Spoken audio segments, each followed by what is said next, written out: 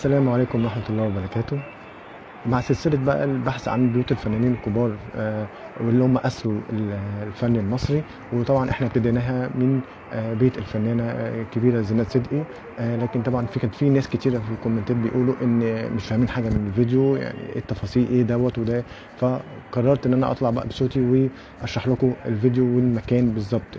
احنا وصلنا لبيت الفنان حسين رياض، وبيته موجود في 106 شارع خلوصي بحي شبرا، وكان ساكن في الدور الثاني، والشقة مقفولة لحد يومنا هذا، يعني ما حدش بيهتم بالشقة، وده طبعا كان على كلام البوابة الموجودة في العمارة.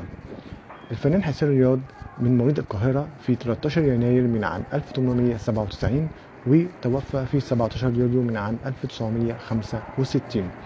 هو اسمه بالكامل حسين رياض محمود شفيق، وله على فكرة أخ ممثل هو فؤاد شفيق. من أهم أعماله طبعا ليلى بنت الصحراء وسلامة فخير والأفوكاتو مديحة والأسطى حسن والنصر صلاح الدين وغيره، طبعا من أعمال كتير. هو عنده أعمال كتير قوي، معدية 160 فيلم يعني.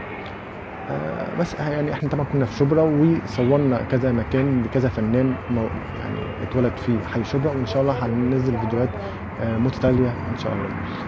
وهنبحث برضو عن بيوت تانية، وهنكمل سلسلة البحث عن بيوت الفنانين. وكده وصلنا لنهاية الفيديو، وألف ألف شكر لكم. مستني منكم بقى الدعم واللايك والشير. ألف شكر.